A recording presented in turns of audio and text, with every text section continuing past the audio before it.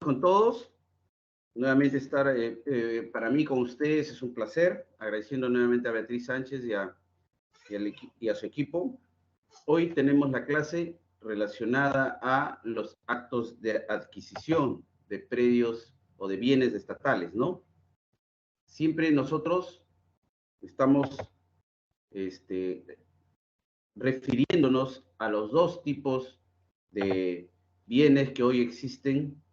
Por un lado, los predios, que están regulados por el Sistema Nacional de Bienes Estatales, y por otro lado, estamos también considerando los bienes inmuebles, que son regulados por el Sistema Nacional de Abastecimiento, ¿no?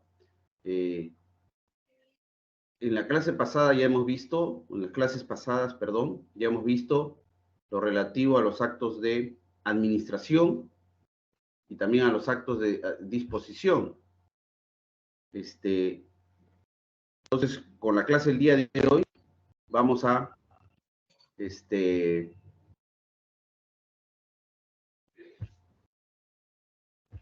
completar todo el ciclo de actos que están relacionados a la regulación dada por la SBN. ¿Ok? Bien, entonces voy a poner ahí el PPT.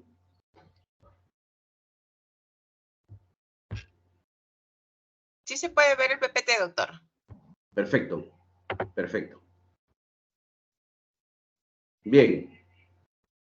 Entonces, empecemos.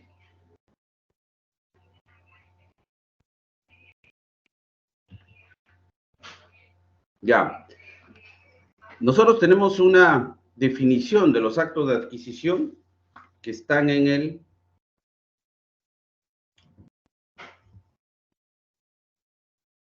el inciso 1 del numeral 3.4 del artículo 3 del reglamento, ¿no? Como ustedes saben, en el artículo 3 del reglamento se establecen o se incluyen una serie de definiciones que creo que es muy conveniente, y en el inciso 1 está la definición de los actos de adquisición, ¿no? ¿Qué dice este inciso 1?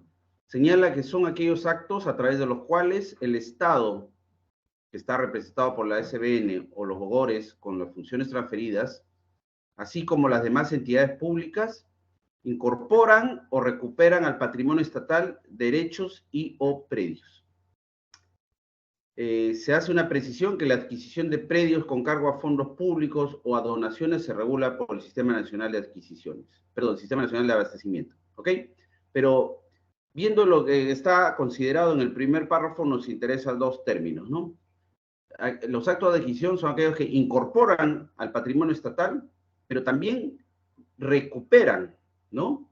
Esta es una novedad del reglamento, porque el anterior únicamente establecía aquellos actos que incorporaban al patrimonio, ¿no? Hoy se está complementando eso con el término recuperación, ¿no? Y eso tiene relación porque hay muchos casos en donde los predios estatales han sido, digamos, han salido del patrimonio, pero por acciones como, por ejemplo, la reversión, etcétera, regresan, ¿no? Regresan al dominio estatal, ¿ok? Y no solamente se va a hablar de, cuando se habla de actos, a predios, sino también derechos, ¿ok? Esa es otra precisión que establece la definición actual del reglamento. Bien, acá en la pantalla vamos a ver todos los actos de adquisición que están regulados por el reglamento. En principio son 4. La primera es el primer acto es la primera inscripción de dominio. La segunda es la reversión de dominio. Tercera es la asunción de titularidad. Y la cuarta es la dación en pago. Sin embargo, el propio reglamento establece que caben otros actos, ¿no? Pero que no son materia de regulación el reglamento. Y eso en virtud a que están regulados por otras normas. Por ejemplo, ¿cuáles serían esos otros actos? El primero, donación. El Estado puede recibir en donación cualquier tipo de predio, ¿no? Obviamente que le interese para el cumplimiento de sus fines, ¿no? Ustedes saben que la donación tiene que ser de común acuerdo, aceptada, es un acto bilateral. Entonces, el Estado, cuando le convenga un predio que un particular le quiera donar, aceptará dicha donación. Y todo lo relativo a la donación ya está regulado por el Código Civil, ¿no? Igual ocurre con otro acto que es uno de los más comunes, la compraventa. El Estado puede comprar predios de particulares, ¿no? El Estado puede invertir en aquellos bienes que le interesan para el cumplimiento de sus fines, ¿no? Otro acto que podría ser la prescripción adquisitiva de dominio, cuando el Estado, a través de cualquiera de sus entidades o 3 instancias de gobierno, ha ejercido una posesión sobre un bien por un plazo superior a 10 años, de forma pública, pacífica y continua. En ese caso, el Estado puede acudir, el Estado y sus entidades pueden acudir, sea a la vía judicial o la vía notarial, para adquirir por prescripción dicho bien. Otra forma de adquirir del Estado es, y esto compete exclusivamente al Estado, es la compra forzosa o que nosotros conocemos como la expropiación, ¿no? También tiene su tratamiento en el Decreto Legislativo 1192, que hace poco ha sido modificado. Entonces, no hay ninguna necesidad de regularlo nuevamente en el reglamento. Y finalmente, también tenemos otro acto en el cual el Estado adquiere, que es la pérdida de dominio, ¿no? Todos aquellos bienes que han sido decomisados y que posteriormente son incautados por la comisión de algún delito, ¿no? Predios de particulares que el Estado genera un procedimiento de pérdida de dominio, así se denomina, y en virtud del cual, luego del procedimiento penal correspondiente, el Estado se hace de la propiedad de dichos bienes, ¿no? Entonces, existen otros actos a través de los cuales el Estado va a poder adquirir una serie de bienes que van a requerir el Estado mismo, a través de sus entidades, 3 niveles de gobierno, para ejercer sus funciones y así cumplir con las finalidades que están prescritas por la ley. ¿Ok? Entonces, nosotros vamos únicamente a a desarrollar lo relativo a los 4 actos que son materia de regulación por parte del reglamento, ¿no?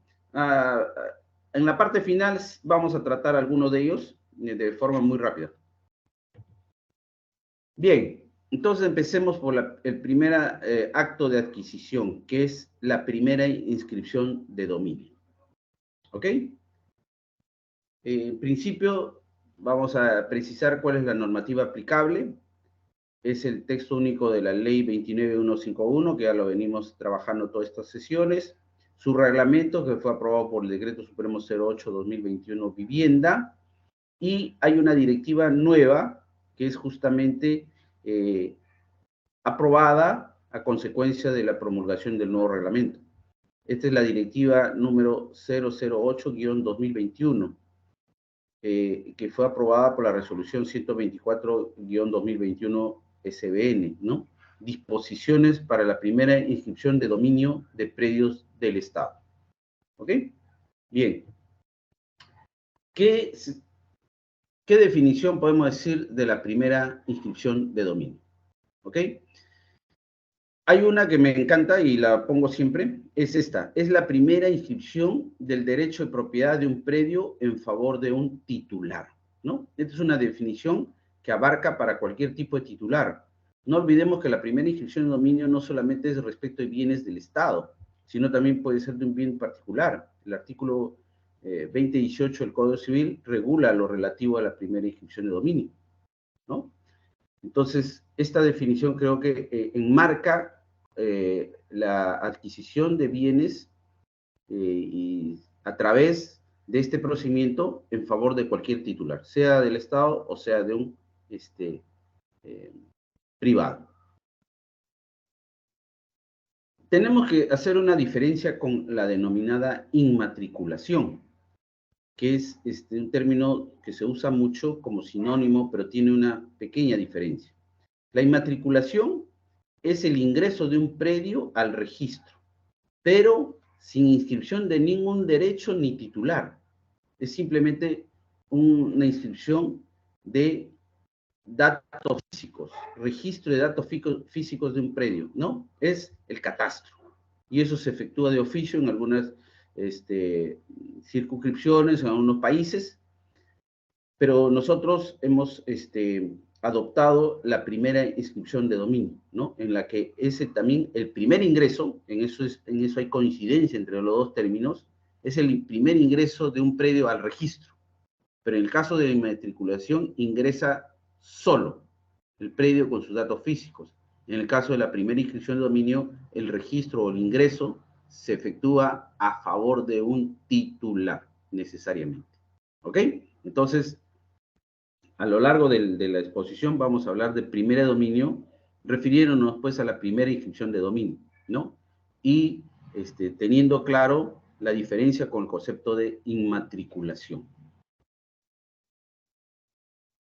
Bien, entonces, la primera inscripción de dominio es un procedimiento que se efectúa siempre de oficio, ¿ya? Acá no cabe a pedido de parte, siempre es de oficio. En todo caso, el pedido que pueda hacer cualquier particular ante la SBN, un gobierno regional con funciones transferidas o alguna entidad, se va a tomar en consideración, pero ello no obligará a la SBN ni al GORI ni a las entidades, ¿ok? Ya que éstas van a realizar este procedimiento de oficio, ¿ok? Y también es según la titularidad. Así, si es propiedad del Estado, la competencia le va a corresponder a la SBN y a los gobiernos regionales con funciones transferidas, ¿no? Esto es de acuerdo al ámbito geográfico, ¿no? Como ustedes ya saben, y lo hemos repetido hasta el cansancio, existen 8 gobiernos regionales que cuentan con la transferencia de funciones. En esos casos, ellos son los competentes. En todo el resto del territorio nacional, la SBN mantiene su competencia en vista que aún no ha efectuado la respectiva transferencia de función. ¿Ok? Esto está, la competencia de la SBN está contemplada en el artículo 36 del texto único de la ley 29151, ¿no? Acá lo tenemos. Y los leo. El artículo 36 del texto único es el artículo base, madre, del cual, en virtud del cual el Estado asume propiedad. ¿Qué indica el artículo 36? Los predios que no se encuentren inscritos en el registro de predios y que no constituyan propiedades particulares ni de comunidades campesinas y nativas son de dominio del Estado. Esta es la regla básica, la madre que sustenta todo el Sistema Nacional de Bienes Estatales, sobre todo el Estado, ¿no? En aquel espacio donde no esté inscrito a favor de nadie y donde ningún particular, perdón, ni ninguna comunidad campesina o nativa haya acreditado propiedad, estamos hablando de propiedad sin inscripción, porque partimos del hecho que se trata de predios o inmuebles no inscritos, pero que cualquier tercero, incluido las comunidades, podría acreditar propiedad, en vista que el registro, la inscripción registral no es obligatoria en nuestro ordenamiento, ni tampoco es constitutiva de derechos. Entonces, descartada esa posibilidad de que algún tercero o una comunidad tenga acreditado un derecho sobre ese bien, todos aquellos que no encajan en esos dos supuestos se consideran en mérito a este artículo 36 que son del Estado, ¿no? Entonces acá la acreditación del derecho del Estado, digamos, es en forma negativa, no en forma positiva. El Estado no acredita propiedad a través de algún documento, etc. Habrá casos en que el Estado tenga documentos, tenga títulos a su favor, ¿no? Pero hay otros casos en que no, pues. Y entonces el Estado, ¿cómo acredita esa propiedad? De forma negativa.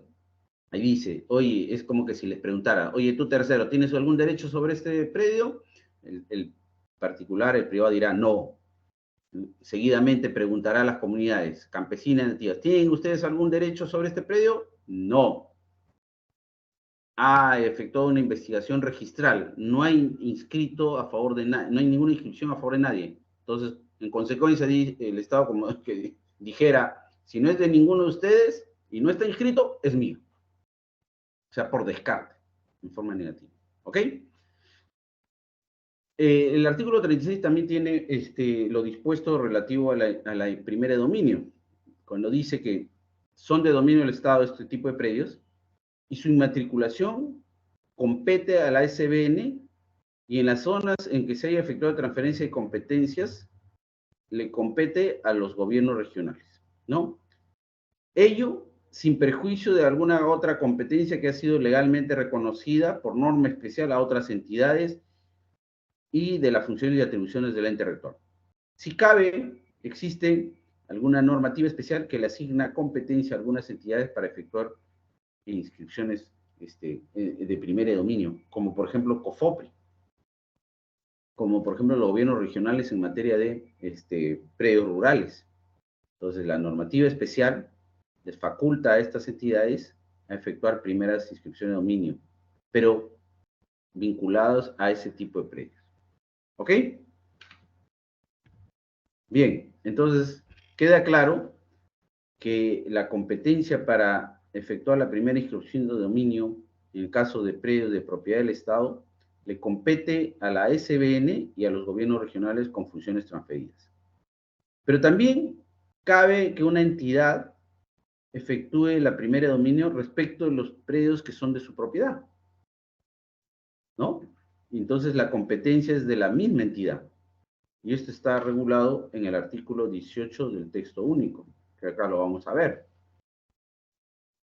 Dice, las entidades que conforman el Sistema Nacional de Bienes Estatales, o sea, todas, se encuentran obligadas a efectuar de oficio y progresivamente la primera inscripción de dominio y otras acciones de saneamiento físico legal de los inmuebles de su propiedad o que se encuentren bajo su competencia o administración hasta su inscripción en el registro de predios y en el registro de SINAVI. ¿Ok? Entonces, en mérito al artículo 18, las entidades no solamente tienen la facultad, sino tienen la obligación, y eso ya lo vimos a propósito de las clases que hemos tenido sobre saneamiento físico legal, tienen la obligación de efectuar todos los actos de saneamiento, entre ellos la primera inscripción de dominio. ¿Ok? Bien.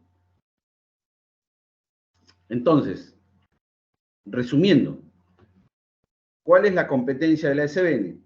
Todo el territorio nacional para efectuar primera de dominio, obviamente, ¿no? La competencia la tiene en todo el territorio nacional, salvo aquellas regiones donde ya se efectuó transferencia de funciones, ¿no? Y también tiene competencias sobre los predios de alcance nacional y también sobre los predios comprendidos en proyectos de interés nacional. Estas tres opciones están contempladas en la primera disposición complementaria del texto único de la ley 29151, que ahí lo vemos en la parte final, que dice, alcance de la transferencia, refiriéndose a la transferencia de funciones en favor de los gobiernos regionales. En los casos de transferencia de competencias en el marco del proceso de descentralización, las funciones en materia de administración y adjudicación de terrenos urbanos y áreas de propiedad del Estado, acá hace referencia el inciso J, el artículo 35 de la ley 27783, que es la ley de base de la descentralización, y demás normas complementarias y reglamentarias comprenden también aquellos que cuentan con edificaciones. Okay. Acá viene lo que nos interesa. Los predios del Estado, identificados como de alcance nacional, ¿no? Hay alguna norma que les ha dado esa calificación de alcance nacional. Y también los comprendidos en proyectos de interés nacional, ¿no? Permanecerán bajo competencia de la Superintendencia Nacional de Bienes Estatales, la SBN. Y o de la entidad pública titular del bien o responsable del proyecto, de conformidad a la norma vigente. ¿Ok? Entonces, la SBN tiene competencia sobre 3 tipos de bienes. Uno, todos aquellos que están a lo largo y ámbito del territorio nacional, salvo los casos en que ya exista un gobierno con funciones transferidas. 2, en los predios de alcance nacional, existe alguna norma que ha declarado o los ha calificado como de esa condición de alcance nacional, seguramente por la importancia que tienen para efectos de algún proyecto. Y 3, todos los predios comprendidos en proyectos de interés nacional, ¿no? También una norma que debe haber declarado o reconocido un proyecto de interés nacional y dentro de su ámbito se encuentra uno de estos predios. ¿Ok? Y finalmente, la cuarta competencia que tiene la SBN sobre predios ubicados en zona de playa protegida.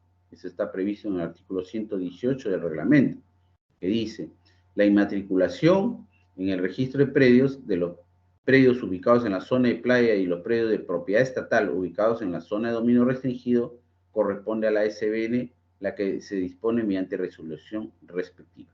Se encuentran comprendidos los terrenos ganados al mar, sea por causas naturales, ¿no?, o por actividad humana. ¿Ok?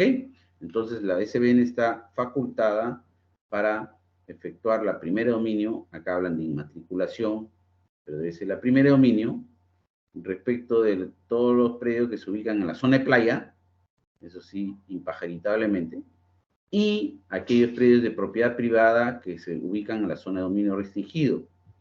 Hemos dicho que los predios ubicados en playa se encuentran clasificados de 2 tipos. En la franja que va de la línea de alta marea a los 50 metros, que es la línea de playa, perdón, la zona de playa, ahí no hay más que propiedad del Estado, incuestionable.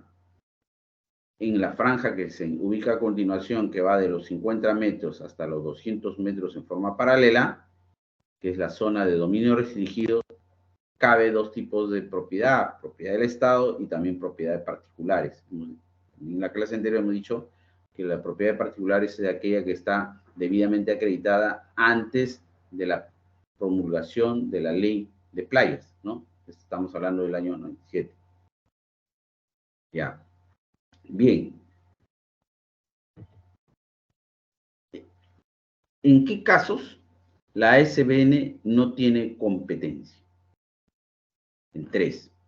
En los predios de propiedad de entidades. Acabamos de decir que las entidades son las competentes para efectuar la primera dominio respecto de sus propios bienes. 2. Predios comprendidos en procesos de formalización urbana y rural. También dijimos que hay las normas especiales que establecen la competencia, en el caso de formalización urbana, a COFOPRI y en las municipalidades provinciales y distritales, inclusive hay una última modificación. Y en el caso de formalización rural, la competencia la tienen los gobiernos regionales, ¿no? Y en tercer lugar, todos aquellos predios donde no existe competencia de la SBN, predios comprendidos en proyectos de privatización o concesión. Bien. Veamos cuáles son las etapas del procedimiento. Son 7. La primera es el diagnóstico físico-legal, la segunda es la anotación preventiva, tercera es el informe técnico-legal, cuarto es la resolución, quinto la publicación, sexta etapa la inscripción registral y séptima etapa es el registro en el SINAVIP, ¿no? Estas etapas están previstas en el artículo 102 del reglamento.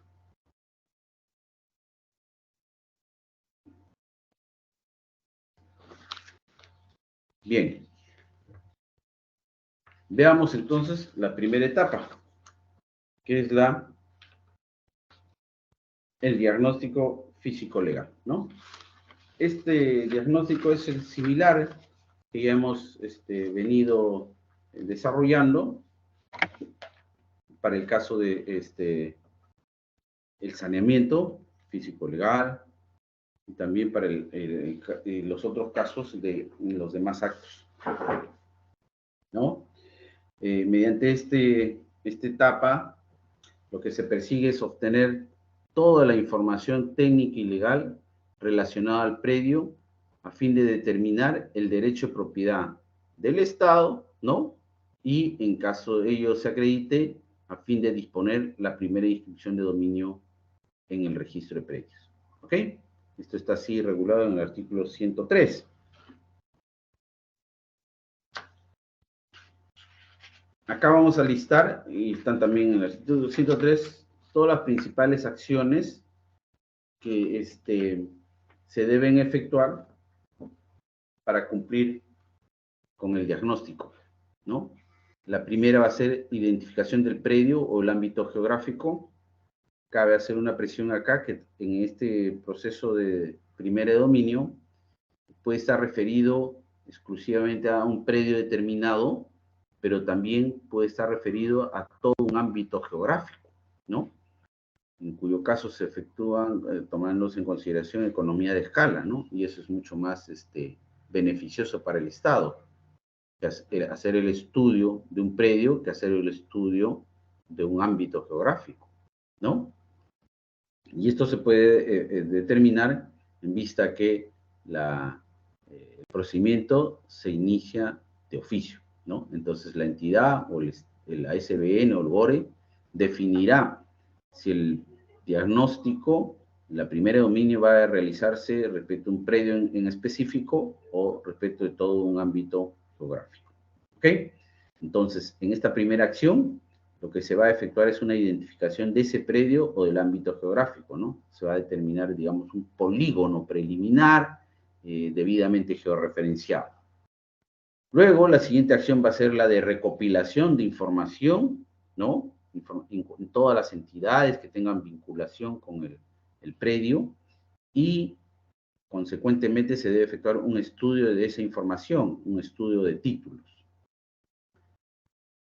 La tercera acción es la inspección, la cuarta es la elaboración del plano, la quinta es la obtención del CBC, ya sabemos que es el certificado de búsqueda catastral que emite la SUNAR, y finalmente la última acción es la elaboración del informe correspondiente y la documentación técnica que va a ingresar a registros públicos.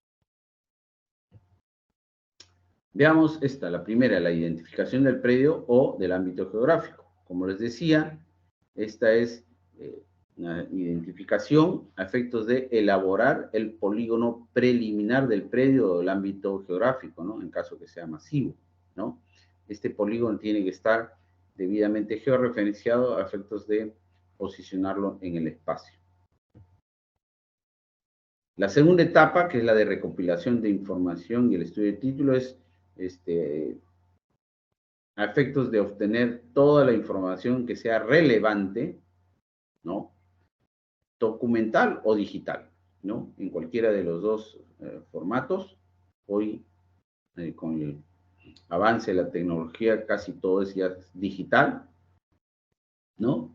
Y esa información se debe procurar no solamente en las entidades públicas, sino también en alguna entidad privada, ¿no? ¿A qué entidades son a las que más se tiene que recurrir? En principio, a la SUNAR, ¿no? La SUNAR es un punto obligado en vista que de ahí vamos a poder obtener partidas registrales, ¿no?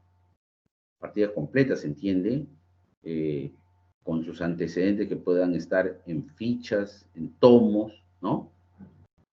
Después también los títulos archivados, a efectos de obtener una información más detallada, más amplia del asiento registral. No olvidemos que el asiento registral es un resumen del título que ha sido presentado para su inscripción. Entonces, si nosotros queremos ahondar en la investigación, deberíamos tener a la mano el título archivado completo. Luego también planos, que están también en los títulos archivados. La base gráfica, importantísimo. Hoy la SUNAR ya pone a disposición de la mayoría de entidades su base gráfica, ¿no? Previa suscripción de convenio. Otro documento importantísimo para un diagnóstico es el certificado de búsqueda catastral, ¿no? es siempre referencial, pero de gran ayuda. No olvidemos que en la base gráfica de registros no están todos los predios que están inscritos. Hay un montón de predios, sobre todo los que se han inscrito en forma muy antigua, que no están incorporados a la base gráfica porque en su momento no fueron inscritos con un plano. Y en aquellos casos en que sí se inscribió con un plano, ese plano no estaba debidamente georreferenciado, no tenía coordenadas UTM y todos los avances tecnológicos de hoy. Entonces, su ubicación es referencial. Y como ya hemos visto, todo certificado de búsqueda catastral siempre hace un hincapié, en la parte final ponen una nota, en letra chiquita, pero la ponen, que esta información es referencial, ya que esa base gráfica está en constante actualización, etcétera, etcétera, ¿no? Eso también ocasiona que haya incluso contradicción entre diversos certificados que se han ido emitiendo en el tiempo. En un momento dado, el certificado puede decir que había una información X, pero en el siguiente, que puede ser dentro de un año o quizás menos, la información ha cambiado, ya no es X, ahora es Y. Entonces, eso es en constante actualización. Pero ayuda notablemente. También podemos efectuar la investigación, la búsqueda de información en el índice de propietarios, ¿no? Otra entidad a la que se debe recurrir es el Ministerio de Cultura para obtener información sobre las tierras de los pueblos indígenas u originarios, ¿no? Por una parte, y por otra de los inmuebles del patrimonio cultural, ¿no?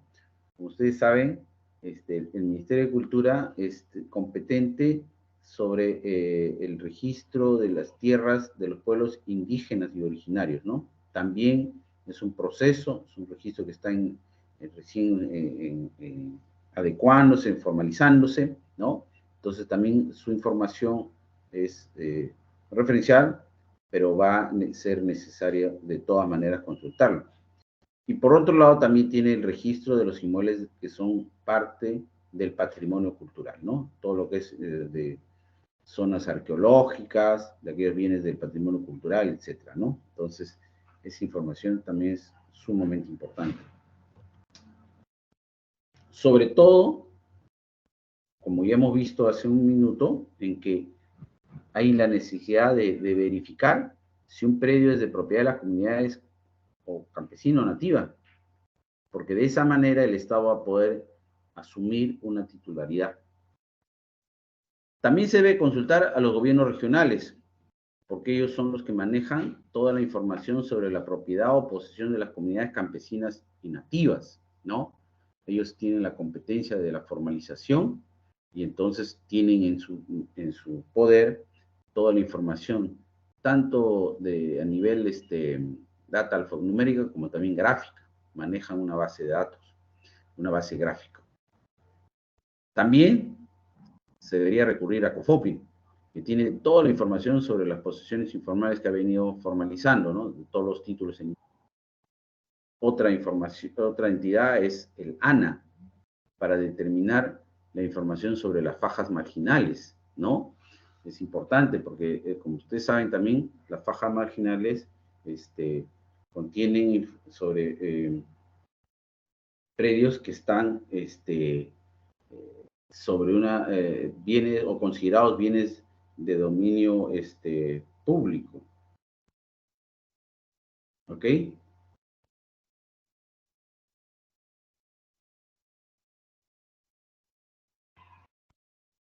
Bien. ¿Me están escuchando?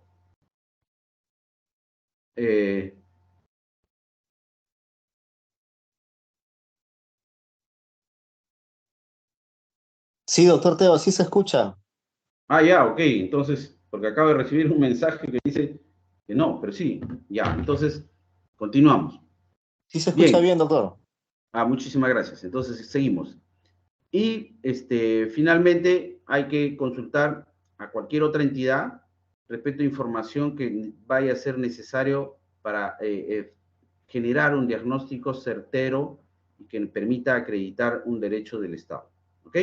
¿No? Sobre todo regímenes especiales, ¿no? Que tengan algún tipo de restricción sobre el predio, etcétera, etcétera. Bien, con la información que se ha obtenido se tiene que efectuar un análisis, lo que se denomina un estudio de títulos, ¿no? Eso hay que contrastarla con la base gráfica que se ha obtenido. La base gráfica de registros es la más importante, pero también tenemos bases gráficas del Ministerio de los gobiernos regionales, del Ministerio de Agricultura, de COFOPRI. Entonces, hay que hacer todo un análisis con toda la información, contrastándola, sobre todo con la situación física del predio, ¿no? Que ha sido obtenida con el levantamiento catastral. Bien. La tercera acción es la inspección. La finalidad es verificar el estado físico actual del predio, ¿no? Actual, ¿no? Lo cual implica verificar si existen o no otro tipo de poseedores, si existen identificaciones, interferencias, ¿no? Interferencias nos referimos a todos aquellos que están, por ejemplo, paneles, carteles, postes de alumbrado, postes, buzones de servicios públicos, etc. En general, restricciones, limitaciones y cualquier característica física. Por ejemplo, podríamos determinar que el predio se encuentra en una zona de riesgo, ¿no? Está en una quebrada seca o una zona con terreno deleznable, ¿no? Que no es terreno firme, ¿no? También podríamos identificar que cerca del predio existe una fuente de agua, llámese un río, un canal de regadío, etcétera. Entonces hay que definir cuál es el ancho de la faja marginal, etcétera. También con proyecciones de vías, importante. Las vías están hoy en un registro y es factible hacer la consulta correspondiente. En forma paralela, lo que se tiene que hacer es el levantamiento catastral, ¿no? Los que estamos en este negocio sabemos qué es el levantamiento catastral, ¿no? Es la determinación de la ubicación y de las medidas del predio, ¿no? Ese es el levantamiento catastral. Y esto se plasma en un plano. En algunos casos habrá necesidad de realizar una monumentación de hitos, es decir, levantar hitos para efectos de la delimitación correspondiente. En cuarto lugar, ya se tiene que efectuar el plano diagnóstico, ¿no? Con toda la información que se ha obtenido de las entidades, el análisis efectuado de dicha información, con la inspección efectuada del plano de levantamiento topográfico, entonces ya podemos hacer un plano de diagnóstico, ¿no? Este plano se debe efectuar en forma georreferenciada, ¿no? A la red geodésica horizontal oficial, con coordenadas UTM, a escala apropiada, dependiendo de la magnitud, del tamaño del terreno, y sobre todo se tiene que indicar la zona geográfica y tiene que ser efectuado con el datum oficial. Actualmente el datum oficial es WG84, ¿no? Este plano va a permitir que se solicite el CBC, ¿no? Porque para solicitar un CBC hay que adjuntar plano y memoria descriptiva. Y el quinto paso vendría a ser pues, allá la obtención de este CBC, ¿no? Según la norma, el artículo 108 del reglamento establece que la SUNAR debe proporcionarlo en un plazo no mayor de 15 días hábiles. No se cumple en la práctica, pero ahí estamos, ¿no? Vamos mejorando. El CBC que se entrega a la entidad, al usuario, debe anexarse el informe técnico correspondiente, que es el que va a dar el sustento a este certificado. Y además, un croquis, un gráfico en forma digital sobre el predio, ¿no? Para determinar físicamente o visualmente sobre qué parte del predio existe alguna superposición, si existiera, ¿no? Eso ayuda muchísimo. Acá hay una novedad en el artículo 108 que establece un carácter vinculante del CBC, ¿no? En el aspecto técnico. ¿no? Porque siempre el CBC está referido a un aspecto técnico y no legal, ¿no? Y esto, el carácter vinculante es para efectos de la posterior inscripción de la primera dominio. ¿Qué significa esto? Que el CBC obtenido en la etapa previa, cuando ya se ha adjuntado a la solicitud de inscripción que se realice, dicha solicitud cuando vaya al área de catastro, el área de catastro ya no puede desconocer la validez de ese CBC que ya se emitió con anterioridad, ¿no? No puede indicar que está errado, equivocado, etc. Ese es justamente el carácter vinculante que le otorga el artículo 108. Luego del CBC ya se elabora el informe diagnóstico, ¿no? Y la documentación técnica que va a ser presentada a registro. En el informe vamos a tener varias posibilidades. La primera, que el predio o el ámbito geográfico es de propiedad del Estado, ¿no? Que sí consta inscrito en registros y la entidad competente, ¿no? Pero también puede determinar que se está afectando propiedad privada, o de una comunidad campesina o una comunidad nativa o también de un pueblo indígena o originario, ¿no? La otra opción es que no se afecta nada de esto y por tanto se indica que resulta procedente el procedimiento y se va a continuar, ¿ok? Y adicionalmente se podría establecer que se necesitan otros actos de saneamiento físico-legal diferentes al diagnóstico, ¿no? Eso va a depender de cada caso en concreto. Si el informe determina la continuación del procedimiento, es decir, que se ha acreditado propiedad del Estado, que no se superpone con ninguna propiedad particular ni de comunidad campesina o nativa, entonces ya se debe elaborar aquellos documentos técnicos que van a requerirse para la inscripción, como son el plano perimétrico de ubicación y la respectiva memoria descriptiva, ¿no?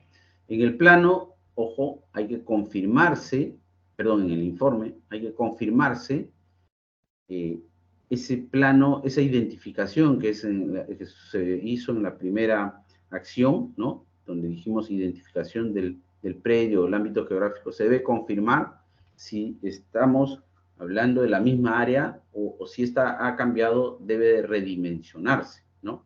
Pudiera ser que con el informe de diagnóstico se ha ubicado una área que es zona de riesgo o una zona que es arqueológica, entonces eso no se puede, no puede ser materia de la primera de dominio, por lo tanto hay que excluir de ese digamos, polígono provisional o primigenio, ¿no? Preliminar. Por eso que en este informe ya tiene que salir el área final, y eso tiene que estar también reflejado en el plano diagnóstico correspondiente. Entonces, acá haciendo una especie de resumen, de esquematización, vamos a ver el diagnóstico técnico legal en sus dos ámbitos, ¿no? La investigación técnica y legal es, por un lado, la investigación, estudio de la situación física del predio, esto con las bases catastrales, con las bases gráficas de las entidades, con la inspección, con el levantamiento topográfico, pero también se tiene que efectuar un estudio de la situación legal, ¿no? Usualmente las entidades utilizan una brigada para efectuar esta investigación, vale decir, por un lado, un abogado para revisar toda la situación legal y por el otro lado, un arquitecto o ingeniero para revisar lo que es la situación física, ¿no? Acá precisamos, ya esquematizamos la situación física. El estudio va a ser para conocer la exacta ubicación, o sea, la georreferenciación en el espacio, las medidas exactas y el uso actual del predio, ¿no? Eso se va a hacer primero con la inspección, con el levantamiento topográfico, con el estudio de las bases gráficas y con la elaboración finalmente de los documentos técnicos.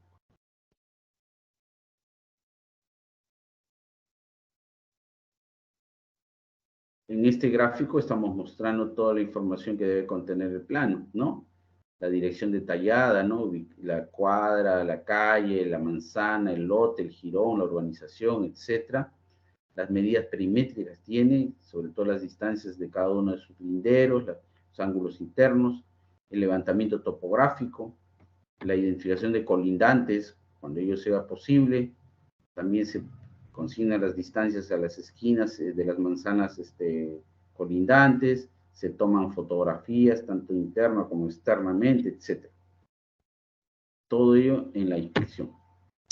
Por su parte, el estudio de la situación legal abarca pues el estudio tanto del ámbito administrativo, registral y otros.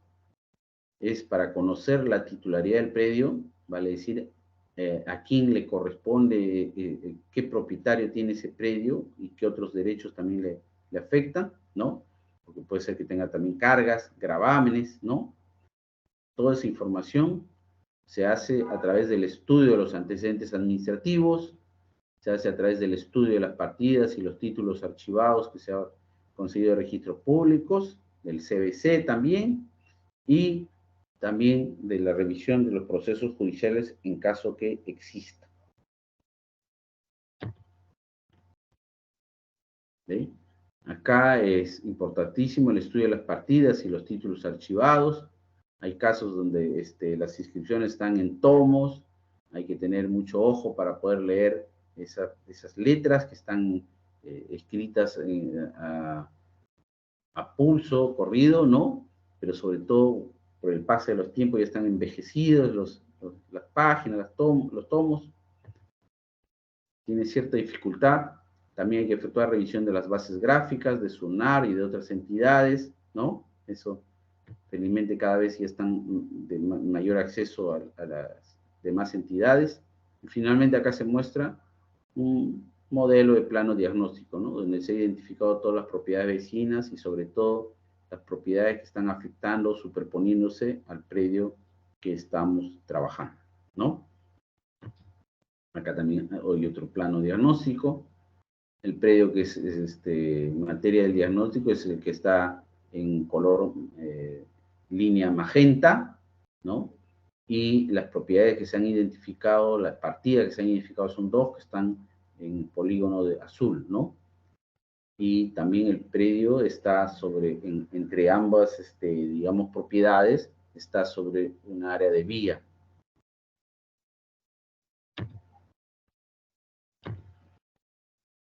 Luego también se ya elabora el plano perimétrico de ubicación, ¿no? Que está, digamos, ya una vez que está ya, digamos, con la área definida. Y la respectiva memoria descriptiva, ¿no? Que es elaborada por el técnico, tiene que ser un técnico habilitado, ¿no? También acá mostramos lo que es la búsqueda catastral, ¿no?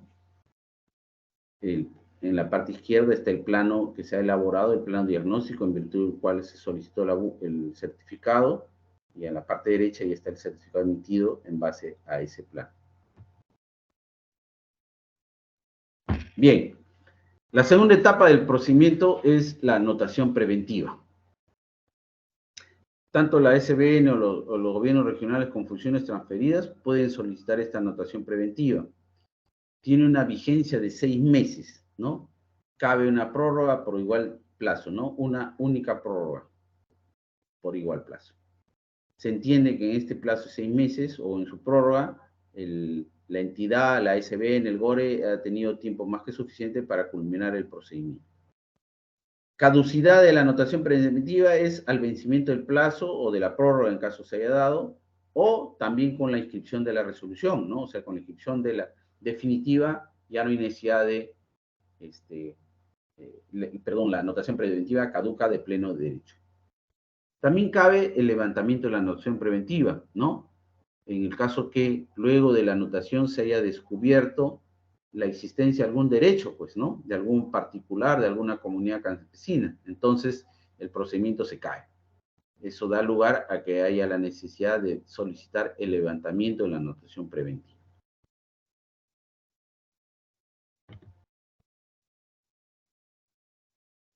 Ya. ¿Cómo se acredita el derecho de propiedad de los particulares sobre los predios no inscritos, ¿no? Insisto, el sistema, nuestro ordenamiento jurídico, la inscripción registral no es obligatoria ni es constitutiva. Los derechos no nacen en el registro, los derechos nacen por acuerdo de voluntades, ¿no?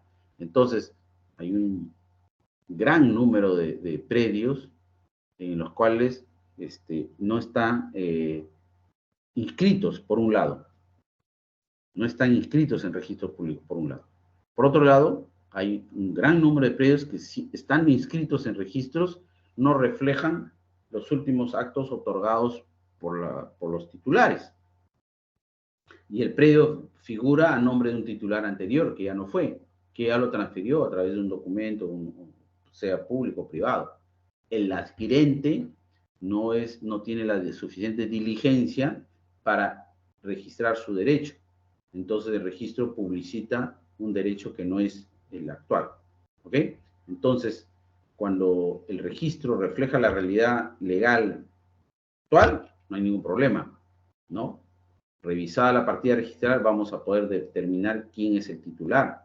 Pero, insisto, hay un montón de predios a lo largo y ancho del territorio nacional que no están inscritos en registro, por un lado, y aún estándolos, no están inscritos los verdaderos titulares, los actuales titulares, ¿no? Entonces, esa es justamente pues, la labor que hacen o deben hacer la SBN, los OGORES, con funciones transferidas y las entidades, tratar de ubicar, buscar si por ahí algún privado tiene un derecho que no está inscrito sobre un predio. ¿Ok? Cuando eso ocurre, ¿cómo se acredita ese derecho? En principio, el particular, cualquier persona, tiene que acreditarlo con un documento público. ¿Ok? El Código Civil exige que para las inscripciones tiene que efectuarse en mérito de un documento público. Pero también un documento privado que cumpla con una condición que es de tener la calidad de fecha cierta, también acredita ese derecho de propiedad, ¿no? El documento de fecha cierta ya lo hemos visto en clases pasadas, es el que está emitido conforme al artículo 235 y 245 del Código de Procedimientos Civiles. El más conocido es aquel que tiene documento privado con firmas notarialmente certificadas, ¿no? Pero también un documento privado adquiere la calidad de fecha cierta cuando es presentado a una entidad, ¿no? O es publicitado en medios de comunicación, etcétera, ¿no? Hay una serie de supuestos en los cuales el documento privado adquiere la calidad de fecha cierta, ¿no? Y le da una equiparidad, no totalmente igual, pero ya le da una cierta equiparidad a un documento público, ¿ok? Eso por un lado. En segundo lado, el título debe ser legalmente otorgado. No basta que un título esté en un documento de fecha cierta o un documento público, sino que tiene que ser otorgado por quien tenía derecho de propiedad sobre el predio. Y tiene que observarse el tracto sucesivo, ¿no? A le vende a B, B le vende a C, C le tiene que vender a D. No puede ser que B le venda a D de dedo, saltándose a C, ¿no? El tracto sucesivo obliga a que haya esa cadena ininterrumpida de transmisiones, ¿no? Ininterrumpida de transmisiones. Y, de otro lado, se tiene que observar el procedimiento regular. Por ejemplo, si en una transferencia tenía que intervenir una entidad emitiendo un pronunciamiento legal y eso se obvió, el procedimiento no ha sido debidamente observado. Hay un vicio que invalida el derecho otorgado, ¿no? Entonces, el título, cuando la norma dice, el artículo 111 del reglamento, que debe ser legalmente otorgado, se debe entender desde dos aspectos. El primero, que debe ser otorgado por quien tenía derecho. Si el titular era Juan, solo Juan puede otorgar un derecho sobre ese predio. Entonces, si alguien dice, no, me otorgó Pedro, ¿y Pedro qué relación tenía? ¿Qué derecho tenía? Es Juan el que estaba inscrito en registro, por un lado. Y por otro lado, ese derecho tiene que observarse el procedimiento regular establecido por ley. ¿Ok? Por ejemplo, la donación. El artículo 1625, si mal no recuerdo, del Código Civil establece que la donación de bienes inmuebles tiene que ser por escritura pública, bajo sanción de nulidad. Entonces, alguien que dona sin escritura pública no está transfiriendo derecho. ¿Ok? Bien. En tercer lugar, este documento, que supuestamente acredita un derecho en favor de un tercero, tiene que contener información técnica suficiente que permita identificar el predio, o sea, que permita relacionarlo con el predio, que permita decir, este es el título sobre este predio, ¿no? Y eso es en los documentos antiguos algo que no era fácil determinar, ¿no? Hay una serie de documentos, escrituras, etcétera, que hablan de dirección de calles, ¿no? Dice, mediante esta escritura, Juan Pérez transfiere el derecho a Pedro López sobre el solar, ¿no? El terreno ubicado en la calle Pasos, número 154 de Barranco. Y hoy día ya no existe el Jirón Pasos. El Jirón Pasos fue convertido en otra cosa. Y esa era la única referencia, ¿no? Solar ubicado al final de la calle tal. Colindante, ¿no? O sea, es difícil. Quizás ya cuando se hace la descripción de los linderos, tenemos una noción mucho más clara de dónde está ubicado el predio, ¿no? Entonces, por eso es que yo les decía que en muchos casos hay que revisar el título archivado, porque ahí es donde está la información en forma completa. En el asiento registral es solamente un resumen, ¿ok? Entonces, tres requisitos, digamos, consideraciones que tiene que acreditar un tercero para demostrar que tiene un derecho, ¿no? Primero, tiene que tener un documento, sea público o privado, con fecha cierta. Segundo, que tiene que haberle otorgado quien tenía derecho y haberse seguido el procedimiento legal correspondiente. Y en tercer lugar, que ese documento tiene que estar relacionado, referido al predio, con suficiente información técnica sobre la ubicación del predio.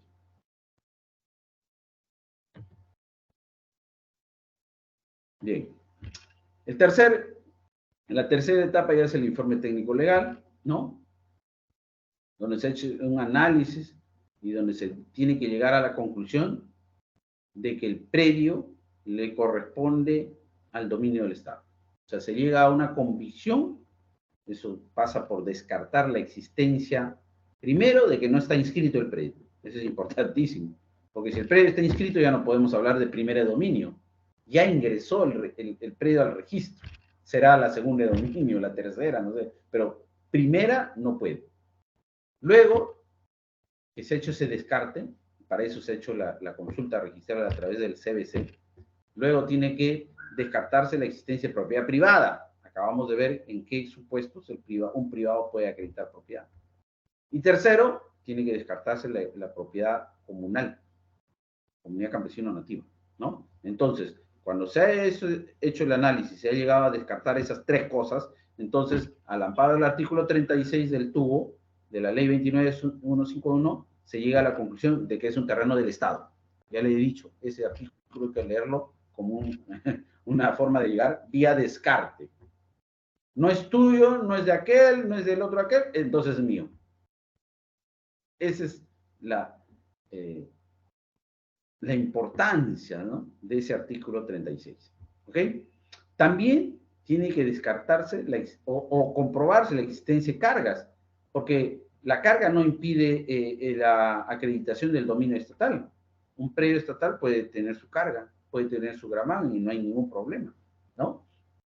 Pero hay que identificarlos, ¿ok? Y cualquier otro aspecto que va a restringir o de algún modo limitar el dominio del Estado sobre ese predio, ¿ok? En otras palabras, la conclusión de este informe tiene que decir que resulta procedente la primera de dominio. En la cuarta etapa ya es la resolución, ¿no? Tiene que emitirse la resolución en la cual se va a disponer en su artículo primero la primera inscripción de dominio a favor del Estado. Ojo, se dispone, no se aprueba, ¿no? Acá no hay nada de aprobar, sino se dispone la primera inscripción de dominio del predio tal, ubicado en tal, con un área de tal, a favor del Estado. ¿Ok? Esta resolución puede ser materia de impugnación de terceros, ¿ok? En cuyo caso tiene que dársele el trámite que está previsto en el texto único de la ley 27444, ¿no? A través de los recursos impugnativos, sea de reconsideración, apelación, ¿no? En caso que la impugnación resultara fundada, hay un tercero pues que acredita un derecho en mérito a un documento de fecha cierta, un instrumento público que en la etapa de diagnóstico no se identificó. Entonces, frente a esa acreditación, frente a esa prueba, no hay más que declarar fundada la impugnación. En ese caso, se tiene que dar por concluido el procedimiento. Ya. Ahora veamos un artículo, el 6.5.5 de la directiva que hemos mencionado, que aplica para el primer dominio, que regula los casos en los que se pone fin al procedimiento antes de emitirse la resolución. Acabamos de ver que la resolución puede ser impugnada y si en caso se declare fundada la impugnación, se concluye el procedimiento. Pero acá hay casos en los que se puede poner fin al procedimiento, se debe poner fin antes de que se emita resolución, ¿no? Y esto tiene que ver cuando se haya acreditado la propiedad de un particular o de una comunidad campesina nativa y también en el caso que se acredite, se verifique la existencia que está inscrito. ¿Ok? Se solicitó un CBC, el CBC salió negativo, nos dijeron, no, acá no hay ningún antecedente registral, ¿no? Sin embargo, en base a la búsqueda acuciosa de algún abogado, se identificó por ahí una partida registral que el CBC no lo tuvo en cuenta. Entonces, luego se podría volver a pedir un CBC indicándoles que revisen esa partida que se ha recién hallado y ahí el CBC podría salir ya en sentido positivo. ¿Ok? También se pone fin a la resolución cuando se trata de tierras no inscritas de propiedad o en posesión de comunidades campesinas o nativas, ¿no? Habíamos dicho que las comunidades campesinas nativas tienen un procedimiento de deslinde y titulación, ¿no? Que esto lo tiene a su cargo los gobiernos regionales a través de las direcciones regionales de agricultura y ahí se puede identificar una comunidad que ha acreditado la propiedad sobre sus tierras y en base a ese procedimiento de deslinde y titulación se debería de inscribir. Pero puede darse el caso que ese procedimiento de deslinde y titulación no concluyó con la inscripción, o sea, no está inscrito, pero hay una propiedad acreditada o en posesión de comunidades campesinas y nativas, ¿no? En ese caso, cuando se haya solicitado la información al gobierno regional correspondiente, a la Dirección Regional de Agricultura correspondiente, el informe puede indicar que no existe inscripción del derecho de la comunidad, pero sí está acreditado su derecho, en cuyo caso se tiene que concluir el procedimiento y sin necesidad incluso de emitir resolución. Otros dos casos, o tres, perdón, es cuando se acredite que el predio es de propiedad de particulares, pues, ¿no? Se logra ubicar un documento público o un documento de fecha cierta que acredita esa propiedad particular, en cuyo caso también se tiene que dar por concluido. También se puede determinar que ese área o parte del área ya se encuentra inscrita, pues, ¿no? Si está totalmente inscrita, el procedimiento concluye. Si está parcialmente inscrita, se tendría que hacer el recorte correspondiente. ¿Ok? Y finalmente, también cuando la SBN, ¿no? Verifica que la competencia para efectuar la primera de dominio es de otra entidad que tiene asignada esa competencia en virtud a una norma especial. ¿Ok? Hagamos un pare, un corte de unos minutitos, por favor, y retornamos. Permiso.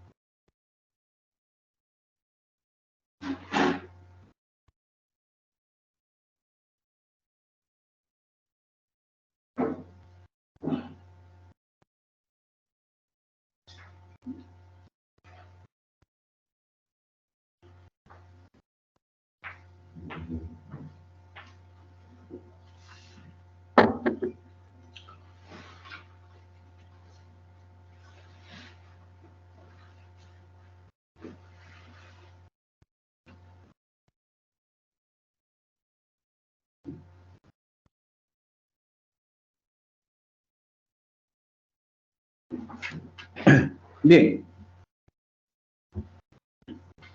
Estamos nuevamente de regreso.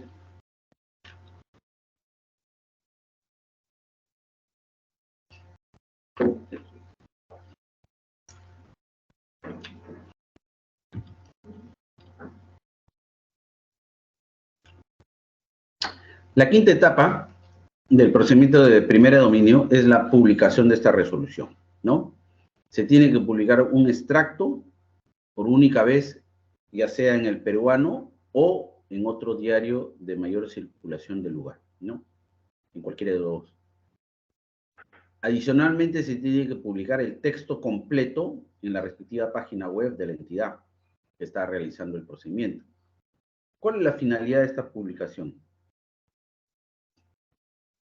Es para que cualquier persona interesada y que se considera que pudiera ser afectado o afectada con la primera dominio pueda formular impugnación, ¿no?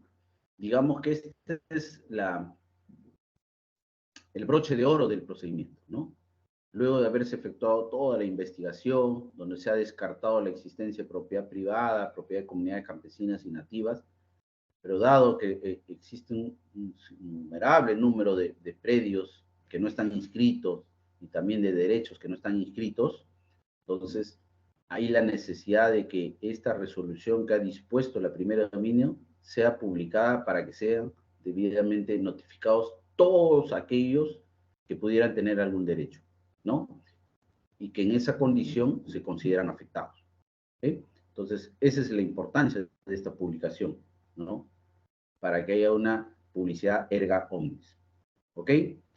El que se considera afectado tiene que formular impugnación, pero acreditando o adjuntando el título en el cual que contenga el derecho real supuestamente afectado. ¿Ok?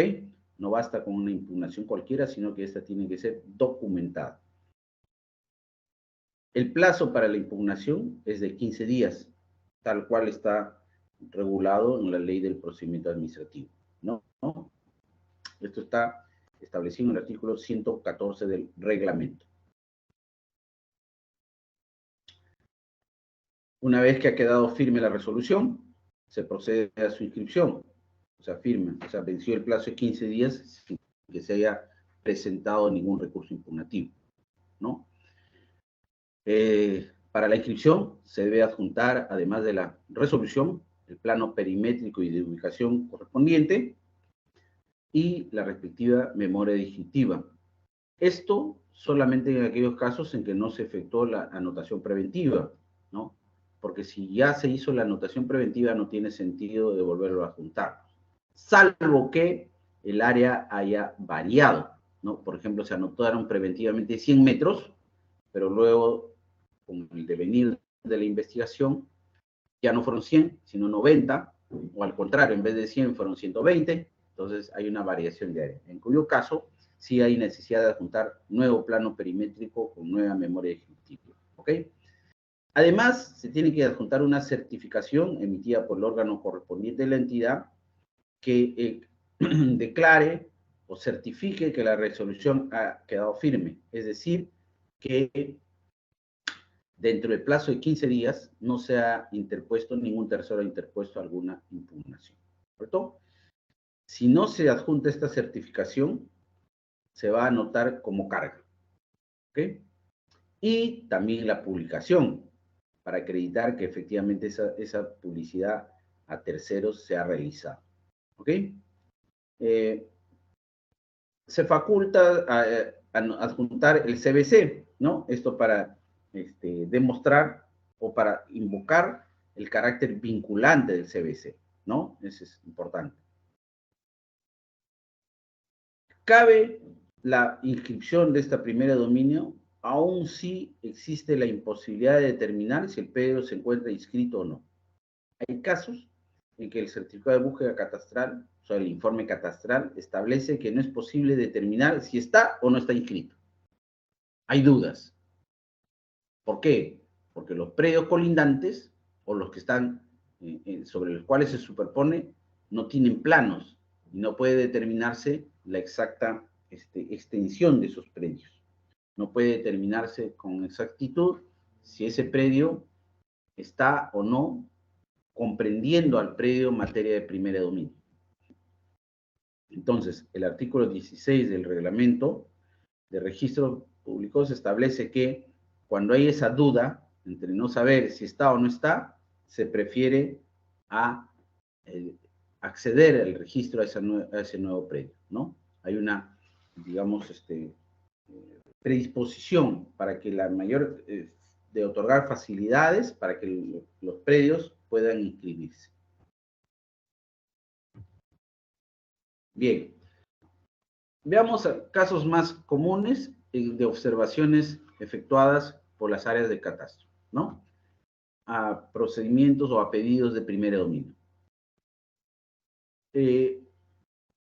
Existe un buen número donde el área de catastro ha encontrado nuevos antecedentes gráficos registrales. O sea, aquello que no encontró al momento de que se le solicitó el certificado de búsqueda catastral. ¿Ok? O también ha realizado una mejor reconstrucción de un predio. Acabamos de decir que hay casos en donde no se puede definir si el predio se superpone o no con otro inscrito, ¿no? Porque ese inscrito no se puede definir su exacta ubicación o sus exactas medidas. Entonces hay una duda, ¿no? Pero efectuando un mejor análisis, una mejor investigación, se puede obtener una mejor reconstrucción de ese predio inscrito anteriormente, ¿no? Entonces, en cuyo caso ya se podrá tener mayores luces para definir si el predio que va a presentarse para primer dominio está o no está inscrito, ¿ok? Como les decíamos, esto es porque las bases gráficas, la base gráfica de registros está pues en constante actualización, son dinámicos, se modifican y se actualizan en el tiempo, ¿no? En caso que se haya detectado superposición con otro predio, sea en forma total o parcial, se tienen que efectuar los recortes respectivos del polígono y modificarse la resolución, ¿no? Porque habíamos dicho que la resolución puede ser que haya hablado de 100 metros cuadrados y cuando se ha presentado nuevamente registros ya no son 100 sino 80. Entonces, efectuar el recorte tiene que modificarse la resolución.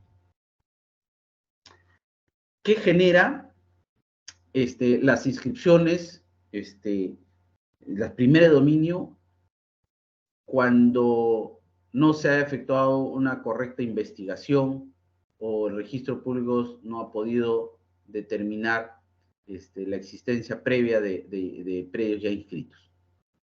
Lo que conocemos como duplicidades registrales, ¿no?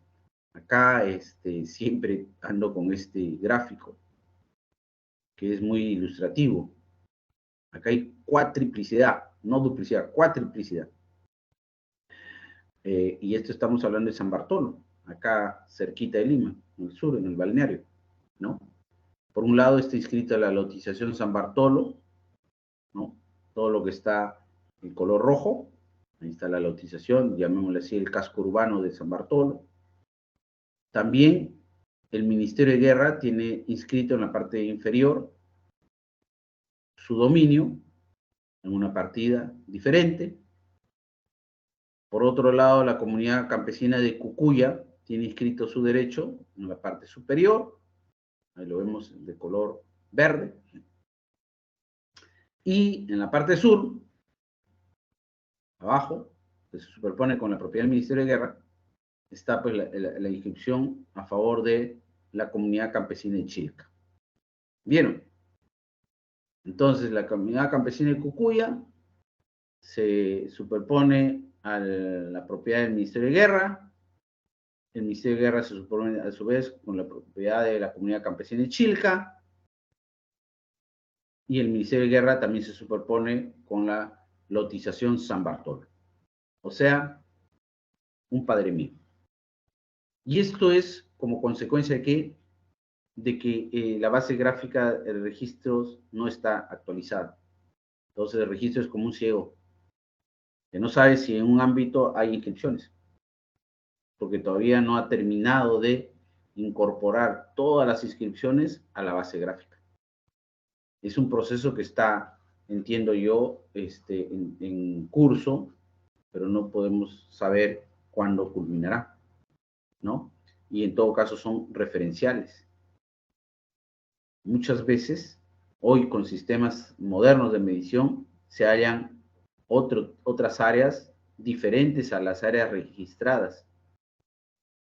Y eso ocurre cuando los predios no tienen digamos, unos límites o unos linderos rectos, sino quebrados. Y entonces puede ser que en su momento el título haya dicho, en este polígono existe 100 metros. Pero si ese polígono lo medimos con estos sistemas modernos, con estos programas AutoCAD, etcétera, no sale 100. Puede que salga más o puede que salga menos. Entonces, ya de por sí es difícil establecer una concordancia fidedigna entre lo que está inscrito y lo que aparece en la base gráfica. Bien,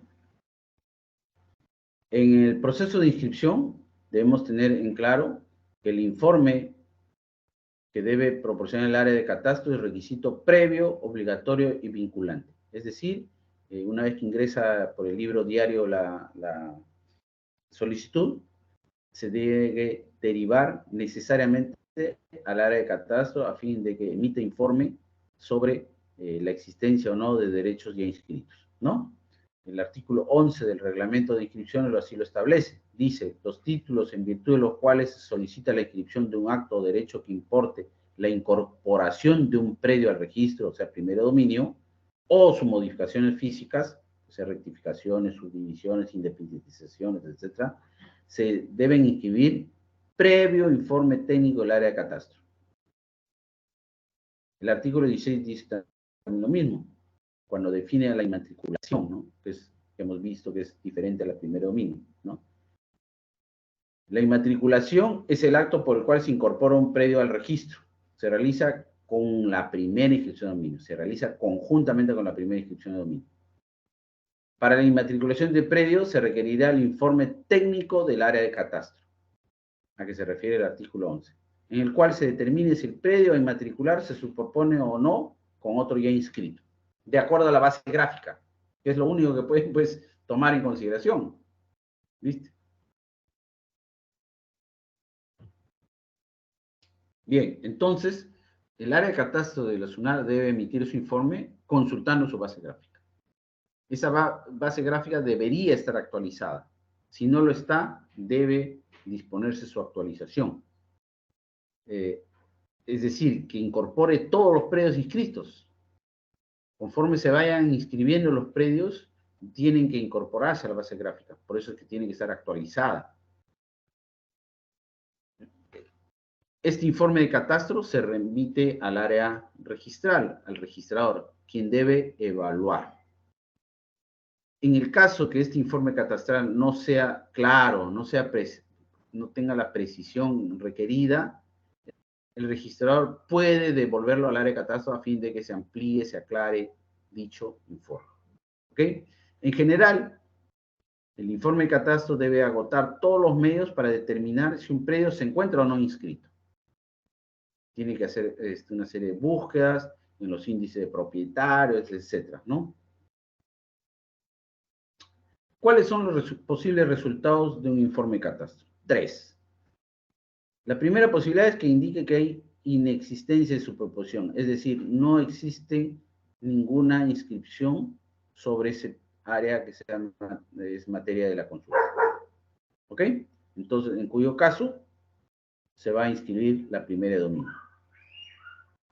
El segundo posible resultado es que sí se haya acreditado, se haya advertido la existencia de superposición, que puede ser total o parcial, ¿no?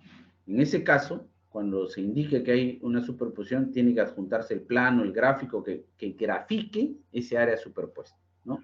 Eso está expresamente regulado en el artículo 6.3.7 de la directiva 02-14 SUNAT. Pero también la tercera posibilidad es que no se puede determinar superposición, lo que veníamos hablando. No se puede decir si está inscrito o no está inscrito. Pero en ese caso, en la duda, tiene que procederse a la inscripción de la primera de dominio. ¿Okay? ¿Qué pasa cuando hay discrepancias entre el área del título y el plano adjuntado? Ese es justamente también lo que les mencionaba. El área del título es un área, digamos así, referencial. Lo que va a determinar es el plano. Y pudiera ser pues que el plano, no obstante indicarse las mismas colindancias, la misma medida perimétrica, sin embargo, al ingresarse a estos sistemas o estos aplicativos, AutoCAD, etcétera, ahí resulta otra área que los técnicos le denominan el área gráfica, ¿no? Entonces, ahí vienen los problemas. Hay que tener en consideración que en todos los casos de primer dominio no se aplica la tolerancia registral. Ustedes saben que de acuerdo a esta directiva, la 001-2008 del Sistema Nacional de Catastro, establece porcentajes máximos dentro de los cuales se debe incluir un área para su registro, ¿no? Que no puede haber o sea, se admite la existencia de una diferencia, pero que hasta ciertos límites, ¿no? Hay una tabla, por ejemplo, en caso de áreas mayores a 1000 metros, la tolerancia es el 1%, en caso de áreas menores es 2% y así, ¿no? Entonces, pero eso no se aplica para el caso de primer dominio, porque el primer dominio puede haber márgenes mayores, más grandes, ¿ok? Acá lo que procede es que se inscriba la primera dominio aplicando el criterio de identidad sustancial del predio. Es decir, que el área de catastro debe determinar si se trata o no del mismo predio. ¿Ya? Ese es importante porque en base a ello el registrador va a determinar si se inscribe o no la primera dominio. Tenemos un caso que es antes de la promulgación del reglamento en donde establece que los certificados de búsqueda catastrales son vinculantes, ¿no? La entidad X solicita la inmatriculación de un predio para cuyo efecto adjunta el certificado negativo de búsqueda catastral, ¿no? El registro le admite el certificado donde dice que no hay nada inscrito. Sin embargo, una vez ingresado el título, el registrador lo tacha, ojo, tacha, ni siquiera observa, basándose en el informe del área de catastro que señala que el predio ya se encuentra inscrito. O sea, hay una discrepancia total entre el CBC y el informe catastral. Entonces, la entidad que ha solicitado la primera dominio no está contento con dicha tacha y por lo tanto formula apelación. El caso se eleva al tribunal registral y ahí la pregunta viene, que se las transmito a todos ustedes. ¿Cómo debería resolver el tribunal registral? Bien, como les decía, este es un caso antiguo. A través de la resolución 106-2010 se dispuso que si el área de catastro determina que el predio cuya inmatriculación se solicita ya habrá registrado, corresponde tachar sustantivamente el título. Quiere decir que el tribunal registral le dio la razón al registrador. Y en vista que el informe catastral es categórico y vinculante para la instancia registral. Fíjense, el informe catastral, no el CBC. ¿Por qué? Porque establece una diferencia. El CBC es obtenido durante el procedimiento, llamémoslo así, de publicidad registral. Es una forma de publicidad registral. En cambio, el informe catastral es un documento que se ha obtenido durante el procedimiento registral. Por lo tanto, debe prevalecer este último. ¿Ok? Este es, como le dije, un pronunciamiento que he dado antes del reglamento. Hoy día el reglamento establece que el CBC es vinculante. Pero, ¿qué debería hacer un registrador cuando su área de catastro le dice que han encontrado una propiedad inscrita? O sea, el CBC dice que no hay nada inscrito, pero pasado un tiempo, mes, 2 meses, cuando ya se presenta el título, el informe catastral sale positivo, donde dice sí se ha identificado. ¿Cómo debería proceder el registrador? Buena pregunta, se lo dejo para el examen.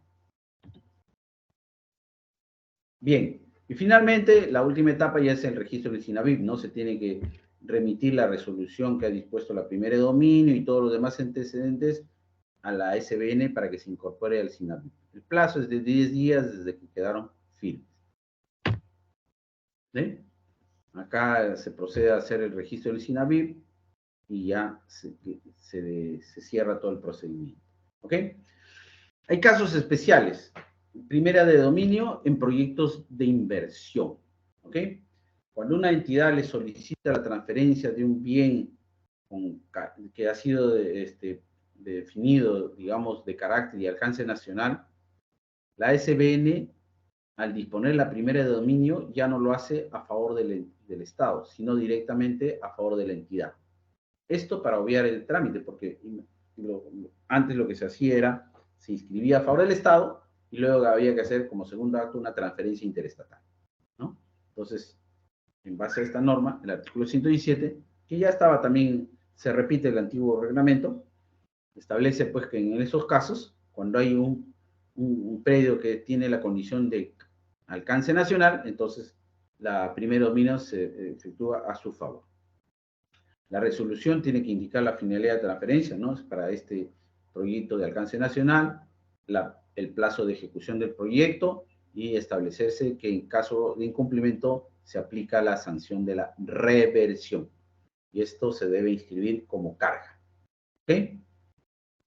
En caso que la entidad solicitante no solicite la propiedad, sino otro derecho, por una afectación en uso, que sería una servidumbre, no sé, entonces ahí sí la SBN inscribe la primera dominio a favor del Estado y se procede a otorgar el derecho real que ha sido solicitado a favor de la entidad. También otro caso especial de la primera de dominio es la inscripción en la zona de playa protegida. Está regulado en el artículo 118, ya lo vimos cuando tratamos todo lo relativo a la zona de playa protegida, ¿no? Acá la entidad competente a nivel nacional, ojo, a nivel nacional, en todas las playas del litoral de la República, incluido en aquellos lugares donde el gobierno regional ya tiene transferencias transferencias efectuadas, como por ejemplo Tumbes, Arequipa, Tacna. En estos lugares, pese a que ya el gobierno regional tiene transferida la función, igual la SBN mantiene su competencia en playas. ¿Ok? Y es en los dos ámbitos, ¿no? En las dos zonas. Zona de playa, los 50 metros, y la zona de dominio restringido, que son los 200 metros adicionales. ¿Correcto?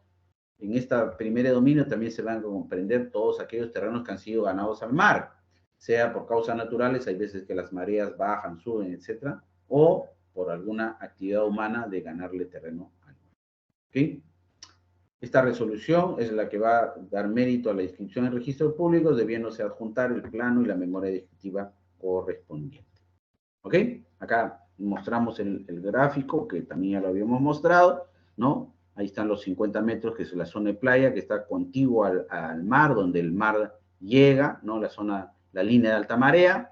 Luego de eso, de los 50 metros, viene la zona de dominio restringido, que son los 200 metros siguientes o colindantes. También el caso de los predios de dominio público, ¿no? Entonces, la norma establece, el artículo 119, que esa competencia le corresponde a las entidades que tienen, digamos, la administración de ese bien de dominio público. ¿Ok? Deberían, en todo caso, usar el procedimiento regulado en sus normas especiales, pero también pueden aplicar de forma supletoria lo establecido en el reglamento. ¿Ok? Veamos el caso de los predios municipales, ¿no? La primera dominio en relación a estos predios municipales. Según lo que es la Ley Orgánica de Municipalidades, el artículo 58, dice que los bienes de las municipalidades se inscriben en registro público a petición del alcalde y por el mérito del acuerdo de consejo municipal. En similar sentido está la octava disposición complementaria de esta ley orgánica, que señala que se inscriben en registro de predios por el solo mérito del acuerdo de consejo que lo disponga. Siempre, obviamente, que no se encuentren inscritos a favor de terceros. ¿Correcto? El texto único de la ley 29151 y su reglamento en los artículos 9 y 20 establecen que los actos sobre bienes de propiedad y de dominio de las municipalidades, ¿no?, se ejecutan conforme a lo establecido en la Ley Orgánica de Municipalidades, es decir, en mérito al acuerdo de consejo municipal. En ese caso, el tubo de la Ley 29151 y su reglamento se aplican en lo que fuera factible, en lo que fuera concordante. ¿Ok? Entonces, los predios de dominio, predios municipales siguen esta normativa, establece que tiene que ser por acuerdo del Consejo Municipal. También habíamos dicho que hay otras entidades que tienen competencia para la primer dominio, como COFOPRI, ¿no? Esta entidad y también las municipalidades provinciales y las distritales aplican un procedimiento de formalización masivo, ¿no? Donde formalizan toda una posesión informal. En estos casos, COFOPRI y las municipalidades ejecutan esto en mérito a lo dispuesto por el Decreto Legislativo 803, la Ley 28687, el Reglamento de Formalización de la Propiedad, que está en el Decreto Supremo 013-99 MTC, y las demás normas vinculadas. En el caso de los gobiernos regionales, a través de las direcciones regionales de agricultura, tienen a su cargo la formalización de la propiedad rural, los predios rurales, ¿no? Esto está establecido en la Ley Orgánica de Gobiernos Regionales, en el Decreto Legislativo 1089 y en su reglamento aprobado por el Decreto Supremo 032-2008, Vivienda. ¿Ok? También las direcciones regionales de agricultura tienen competencia para inmatricular, primer dominio de los terrenos eriazos que han sido íntegramente habilitados para fines agropecuarios hasta el 31 de diciembre del 2004. También para el caso de los terrenos que van a ser adjudicados para pequeña agricultura de 3 hasta 15 hectáreas. ¿Ok? Esto a cargo de el procedimiento está a cargo de la Dirección Regional Agraria del Gobierno Regional. Bien, acá tenemos otro casito para poderlo resolver. Mediante escritura pública del año 1970, ojo, el Ministerio de Educación, adquirió en donación, o sea, le donaron, a través de escritura pública válida, artículo del Código Civil, un terreno de 3.000 metros cuadrados para la construcción de un local escolar. En mérito a dicha escritura, se inscribió en registros públicos a favor del Ministerio de Educación en la partida XX del registro de predios. Sin embargo, en años subsiguientes, el Ministerio de Educación construyó un colegio en dicho predio, pero además en un área colindante de 1.000 metros cuadrados. ¿Ok?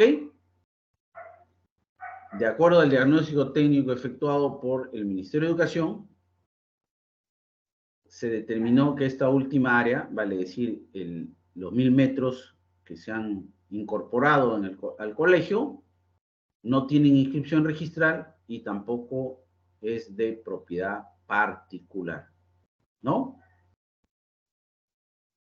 Hoy, el gobierno regional de Ica, o sea, la Dirección Regional de Educación, busca mejorar la infraestructura de dicho centro educativo, para lo cual requiere que el saneamiento del predio.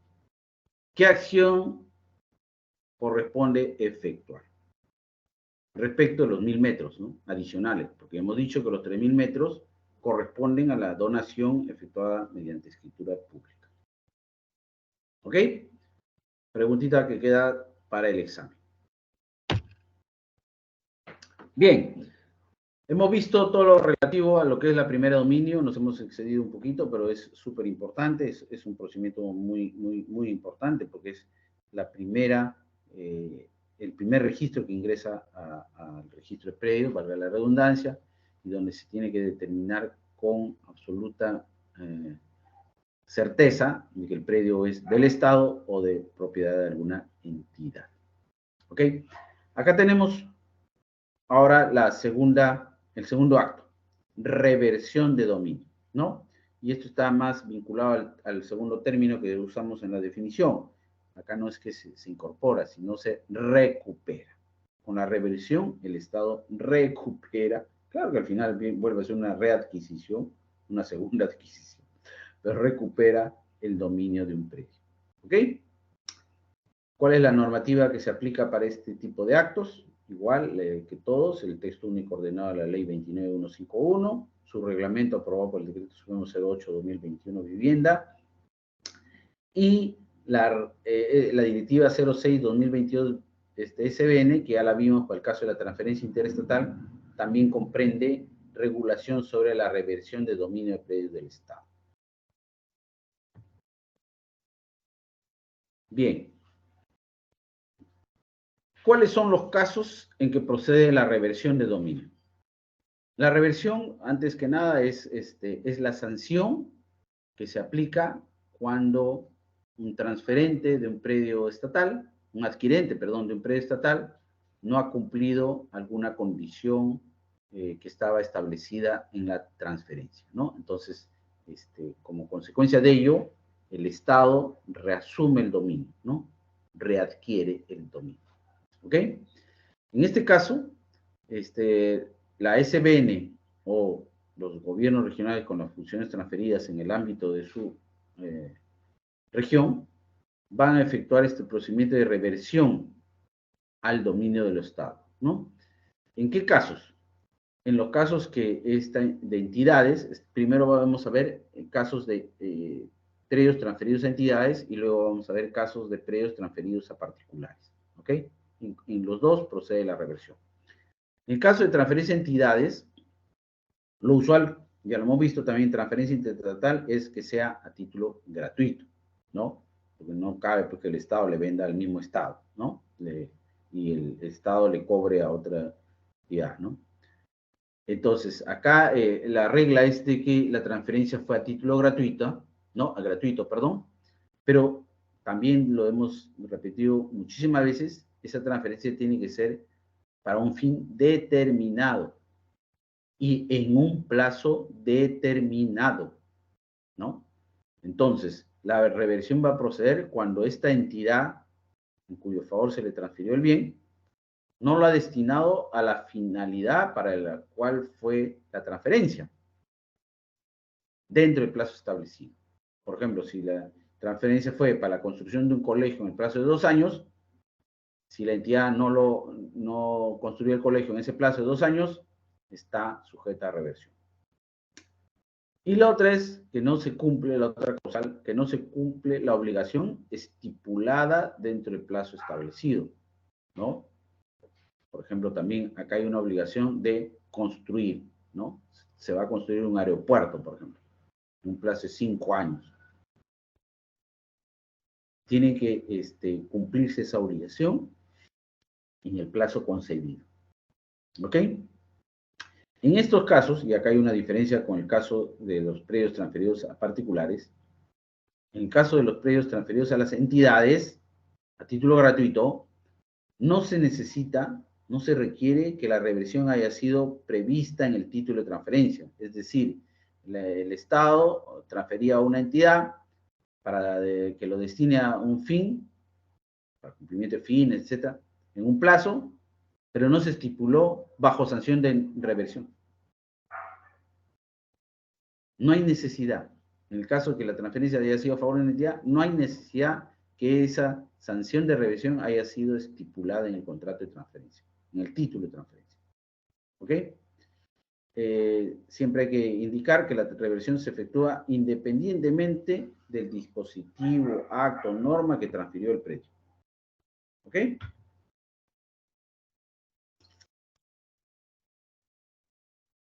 En el caso que en el acto de transferencia del predio no se haya establecido plazo para el cumplimiento de la finalidad o de la obligación, se fija el artículo 121, establece en 2 años el plazo que se computa desde que la transferencia quedó firme. ¿Ok? Si se ha fijado un plazo mayor, ese se respeta. Si se ha fijado un plazo menor, se respeta. Pero acá la norma se pone en el supuesto en que no se fijó plazo. Se olvidaron. Entonces ahí, para salvar ese vacío, se establece que ese plazo es de 2 años. La reversión le compete a la entidad en caso que ella haya sido la propietaria del predio transferido a la otra entidad, ¿no? Cuando es predio del Estado le corresponde a la SBN y al BORE con funciones transferidas, pero es a la misma entidad que se le asigna la competencia para efectuar la reversión de un predio que fue suyo. ¿Ok? ¿Qué pasa cuando la transferencia en favor de la entidad, seguimos dentro de entidad? ¿Qué pasa cuando la transferencia efectuada a la entidad fue a título oneroso? Que también procede, hemos visto. Lo usual es que sea a título gratuito, que es para el cumplimiento de fines, ¿no? Pero cabía el caso que la transferencia haya sido a título oneroso. En ese caso, sí es necesario que la sanción de reversión esté precisada en ese título de transferencia para que proceda. Cuando es gratuito, no se requiere que esté precisado. Pero si es oneroso, o sea, le costó a la entidad, ahí sí tiene que estar, se exige que esté previamente establecido en el título de transferencia la sanción de reversión. ¿Ok? Bien, en ningún caso, sea a título oneroso, a título gratuito, en ningún caso procede la obligación de reembolso de la contraprestación. No es que el Estado, en el caso de oneroso, recibió una contraprestación y ahora por incumplimiento de una causal del plazo o de la finalidad va a revertir la propiedad. El Estado no está obligado a devolver la contraprestación ni a pagar ningún concepto a favor del afectado. ¿Por qué? Porque la reversión procede en aplicación de una sanción que está expresamente prevista en la norma.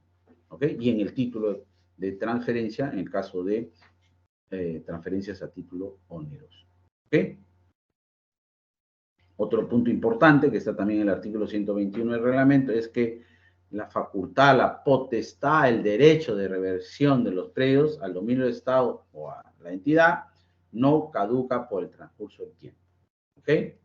Acá la competencia se encuentra en todo momento vigente. Ahora veamos el caso de las reversiones cuando el predio ha sido transferido a particulares, ¿no? Igual, a los particulares también se les impone obligaciones, cargas en el momento de la transferencia, ¿no? Acá vamos a aplicar las mismas reglas de la reversión que vimos para las entidades, ¿ok? ¿No? Que son 2, ¿no? Incumplimiento de la finalidad dentro del plazo establecido o incumplimiento de la obligación, también impuesta en el título dentro de un plazo establecido, ¿no? Entonces, las dos causales aplican también para este caso.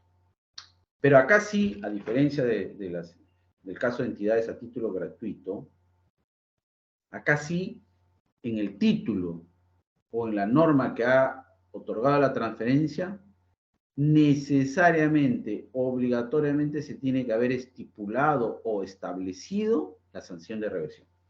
Si no, no se la puede aplicar. Es decir, la transferencia fue sin sanción de reversión, no cabe aplicar la reversión. ¿Ok? Esa es la diferencia entre uno y otro modalidad.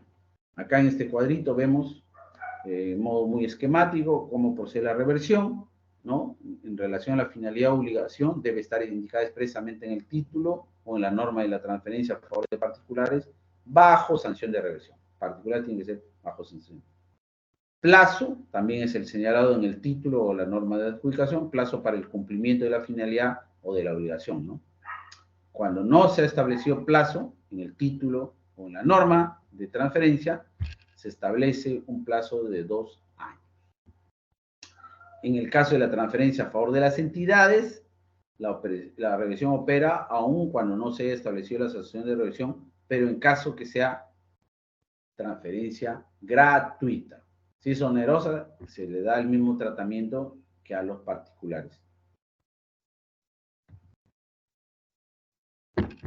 Casos especiales de reversión, aquellos predios que han sido transferidos para proyectos de inversión, ¿no?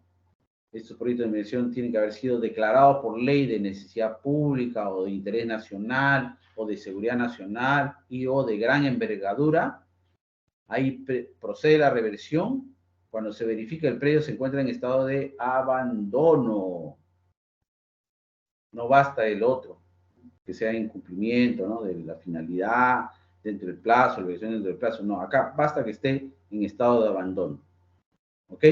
Y esto se va a verificar en cualquier acción de supervisión que realice la SBN, la entidad transferente, etcétera, o en cualquier otro medio. Cabe acá también denuncia parte, etcétera, ¿no? Esto está establecido en el artículo 123 del reglamento. Otro caso especial es de los predios transferidos por entidades extinguidas. Habíamos dicho que la regla de la reversión es que la aplica la entidad transferente. Pero ¿qué pasa si luego de haber transferido esta entidad se extinguió, ¿no? Por norma, etcétera, ¿no? Y no se identificó qué entidad es la que le va a sustituir, ¿no? Que viene a denominarse como entidad sucesora, ¿no? O también el caso que esta entidad sucesora no aplicó la reversión en un plazo de 3 meses desde que se le comunicó la acción de supervisión, donde se detectó que estaba incumpliéndose la finalidad o incumpliéndose la obligación, ¿no? En ese caso, la competencia, la atribución de la reversión recae en el Estado y esto es a través de la SBN o el gobierno regional con funciones transferidas. ¿Ok? La reversión obviamente se tiene que efectuar a favor del Estado, no a favor de la entidad, porque la entidad ya se extinguió. El procedimiento de la reversión está regulado en el artículo 125 del reglamento. Como decíamos, lo aplica la SBN o el GORE con las funciones transferidas cuando es la propiedad del Estado o cuando es de la propiedad de una entidad, lo aplica esta misma entidad, ¿no? En un primer momento tiene que verificarse los supuestos para que opere la reversión. Incumplimiento de finalidad, incumplimiento de obligación o estado en abandono, si se trata de proyecto de inversión, etcétera, etcétera, ¿no? Una vez que se ha verificado la ocurrencia de ese supuesto, tiene que notificársele al adquirente, vale decir, al que se le hizo la transferencia, y también a cualquier posible adquirente posterior, porque puede ser que a este que se le hizo la transferencia ya lo vendió a un tercero. Igual, se le tiene que notificar, solicitándole los descargos correspondientes en un plazo de 15 días. Este es otorgamiento del derecho de defensa, ¿no? Cabe la anotación preventiva. En este procedimiento que se está iniciando, se puede solicitar la anotación del inicio del procedimiento, ¿no? Una vigencia de la anotación preventiva es de 6 meses, que puede ser prorrogable por igual plazo por única vez. ¿Ok? Vencido este plazo, con y sin descargo, se tiene que emitir resolución. ¿Correcto? La resolución, en el mejor de los casos, se determinará, se declarará la reversión al dominio del Estado o de la entidad, ¿no? Y tiene que ser notificado. al afectado. Este puede impugnar esa resolución de acuerdo a lo previsto en el texto único de la Ley del Procedimiento Administrativo General. Ok, 2 preguntitas para el examen. La primera, ¿es posible ampliar el plazo para el cumplimiento de la finalidad asignada al predio? La segunda, a pesar de no haberse vencido el plazo para el cumplimiento de la finalidad, ¿se puede iniciar un procedimiento de reversión? Preguntas muy sencillas que vamos a tener en el examen. Bien, nos ha ganado el tiempo. Hemos logrado por lo menos desarrollar 2 de los 4 actos de adquisición en esta clase. El tercero y cuarto y los otros casitos más lo vamos a desarrollar en la siguiente clase. Ahí también vamos a hablar sobre el tema de la defensa extrajudicial y defensa posesoria de los predios del Estado. ¿Ok? No sé si tengan alguna pregunta, consulta sobre este tema.